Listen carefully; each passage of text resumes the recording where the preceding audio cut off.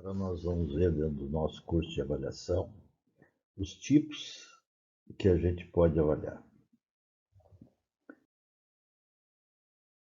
Os tipos são definidos pela NBR 12721, que traz o famoso projeto padrão para nosso conhecimento.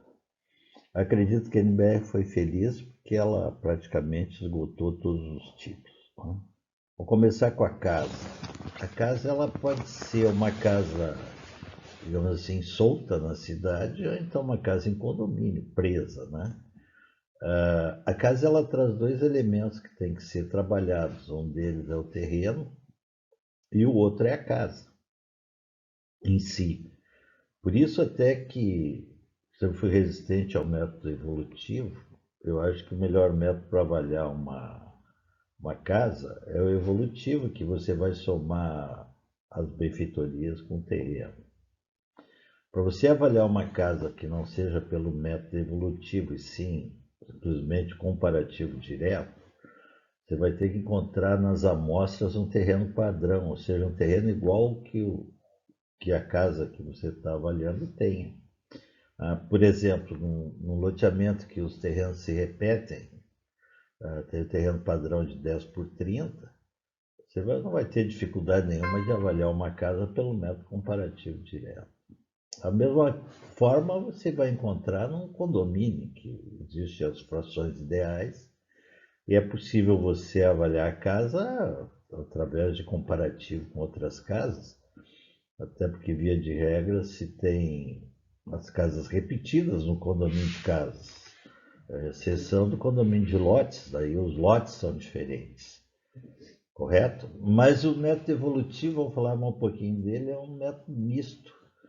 Ele tem a redição da benfeitoria, depois pelo método comparativo direto terreno, que você vai buscar um custo unitário do metro quadrado, e vai homogeneizar a área, ou seja, deixá-la igual. E depois ainda você tem o fator de comercialização, o famoso fator de comercialização, que você vai agarrar uma série de casas semelhantes à que você está avaliando, e vai tirar um fator de comercialização, que pode ser a maior ou menor do que o que você encontrou da soma de benfeitorias com a redição. Inclusive, sugiro que, quando se trabalha o método evolutivo, se crie uma memória de cálculo, de onde você vai tirar, por exemplo, o chamado fator de comercialização. Ok? Mas isso a gente vai ver no quarto bloco do nosso curso, mais especificamente. O terreno. O terreno a gente já falou em terreno padrão, mas o terreno ele apresenta como principal variável a condição ambiental na natureza, né? Então, digamos assim, a restrição ambiental, não condição ambiental, a restrição ambiental que ele pode oferecer.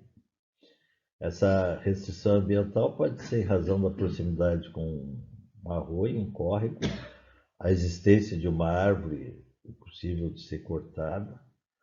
Então, isso nos remete lá para o Código Florestal, nos remete também para a Lei do Parcelamento do Solo, que foi modificada agora, em que os 15 metros voltaram, e antes não voltavam, porque a própria Lei do Parcelamento do Solo dizia que era 15 metros, mas tinha que atender a legislação específica, e a legislação específica, que é o Código Florestal, fala em 30 metros. Então, quando não for loteamento, 30 metros. Quando for loteamento, 15 metros. E a Prefeitura Municipal pode, inclusive, reduzir essa área de preservação menor do que isso. Mas que o terreno pode apresentar, pessoal, o aclive e o declive, né? No nosso material escrito tem sugestão de depreciação do aclive e do declive.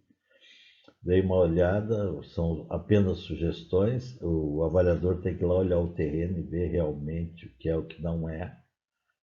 Eu entendo que as sugestões do IBAP com relação ao aclive ser menos depreciado que o declive também depende da região e depende para que fim você vai utilizar aquele terreno, né? Nós temos também o terreno de meio e de esquina, o de meio apropriado para residência, o de esquina para comércio. Só que culturalmente o pessoal acha que o de esquina é mais importante. Então depende também da região que você vai avaliar, né? Eu acho o de esquina essencial para o comércio, porque ele tem duas frentes, né? Para residência você aumentaria, quem sabe, a poluição, porque você vai ter uma esquina fazendo barulho. Tá? Com relação ao terreno ainda, você pode ter o comercial residencial. O comercial normalmente ele fica localizado em artérias de grande fluxo de veículos, que a gente chama de corredor comercial. E claro que o ideal seria para residência um terreno mais de meio ou mais interno, não frente a esses corredores comerciais. Ok?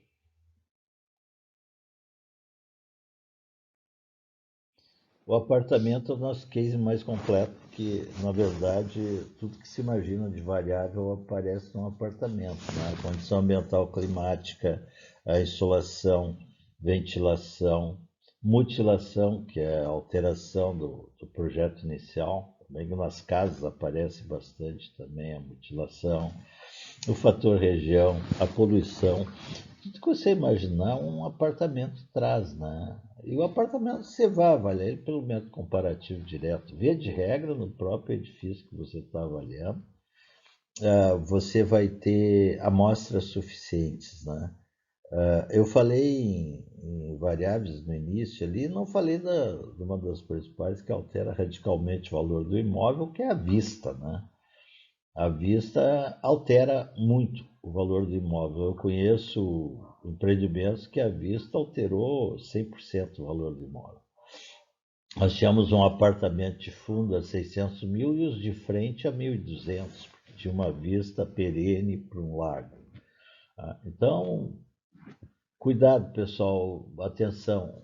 Vocês já sabem, como corretores de imóveis, que vai mostrar um imóvel, você enaltece a vista para o comprador, para que o comprador fique hipnotizado, correto? Então, a vista é fundamental nesse processo de avaliação.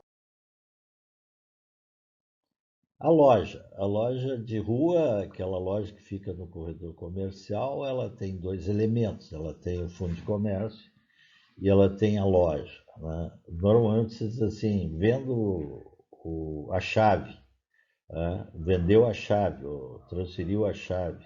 Ele está vendendo, na verdade, o fundo de comércio, ele está vendendo junto à clientela. O fundo de comércio é nada mais, nada menos que a clientela, né? Significa que quem está comprando vai dar sequência ao mesmo ramo de negócio que o anterior tinha. A lei do inquilinato fala em fundo de comércio quem está no mesmo ramo de atividade, no mesmo local, durante 3 anos explorando aquele tipo de negócio. Tanto é que ela pede uma carência de 6 meses para que seja alugado para um outro aquele ponto comercial. Senão, o inquilino que saiu teria direito à indenização pela clientela, né? Então, sempre que a gente falar em fundo de comércio, pense que é os clientes, ok? É um pessoal lá em Rio Branco, no Acre, uma vez que fez uma brincadeira, vendo uma igreja com 500 fiéis, né? Seria o fundo de comércio da igreja. Uma brincadeira de mau gosto. Mas, na verdade, todo comércio leva junto a clientela, ok? E esse é o fundo de comércio. O pavilhão industrial, muito em voga nas grandes cidades ou na proximidade de aeroportos e de grandes rodovias, é utilizado para logística, né?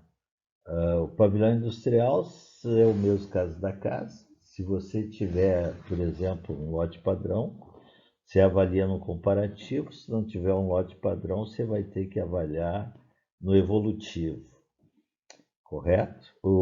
Muito comum também são os condomínios industriais, né? Que uma série de pavilhões são servidos como uma infraestrutura comum, né? E entendo que é uma boa renda, né? Uma boa renda. A sala comercial, agora com home office, ela vai diminuir ainda mais a sua importância. Ela, via de regra, ela abriga serviços, né? Consultórios. escritórios de advocacia, serviço e talvez uma pequena empresa, né, distribuidora, uma startup, alguma coisa assim. Ela não gera fundo de comércio, mas na verdade é uma avaliação das mais singelas que tem, a da chamada sala comercial. Tá? É evidente que ela vai apresentar variáveis, dependendo da localização num prédio, pode até entrar variável vista aí, tá? Ela pode ser interna ou ter vista. É mais singela de todas as avaliações. Ela pegando algumas coisas dos apartamentos, você vai conseguir tranquilamente. E a nossa área rural? Bom, essa aí eu estou num processo de redenção, né? Eu sempre fui contra o corretor urbano avaliar, aí eu me dediquei a estudar a norma. Eu seja escravo da norma. A norma ela tem que nos fornecer alguns métodos que a gente vai usar para avaliar. Mas não fazer exatamente tudo que a norma pede, porque tem coisas que ela pede que não tem o mínimo fundamento, né? Então, estudando a norma, eu cheguei à conclusão que aquela parte mais técnica que ela pede é para terra bruta, é terra que nunca foi explorada. Tipo assim, estou cortando o mato da floresta amazônica, está em modo de desmatamento e a notícia, e dali eu vou fazer uma lavoura, vou fazer uma pastagem. Aí sim a gente vai prestar. Para vocês terem uma ideia, o maior segredo seria a capacidade do uso da terra. IBGE já mapeou todo o Brasil, nós temos em todas as cidades. O que a gente tem, na verdade, nem mais um palmo não explorado no Rio Grande do Sul e na maioria do Brasil. Para ter ideia, as terras já têm a sua exploração, o seu valor de produtividade, tudo, já mapeado. O mercado já sabe isso, correto? Bem, esses são os tipos que a gente vai trabalhar. Quando eu falei em apartamento, aí pode ser o falecido JK, que não existe mais, pode ser a cobertura, que também não existe mais, né? Foi tirada do mercado. Existem as antigas, mas novas não. O pessoal está fazendo área de lazer no terraço dos edifícios, né? Existem alguns tipos que já eram, existem alguns tipos novos, como os lofts, né, que são tipos novos, e provavelmente, pós-pandemia, nós vamos ter outros tipos. Eu não sei se a compactação vai continuar acontecendo. Acredito que os apartamentos serão mais amplos e obrigatoriamente nós teremos office nos apartamentos e a rede oferecida será uma rede de internet banda larga em todos os imóveis de ponta, né? Nós vamos ter internet via cabo, banda larga, altíssima velocidade, quem sabe daqui a uns dias 5G. Ok, pessoal? Então eu só queria apresentar esse tipo para vocês. Muito obrigado pela atenção.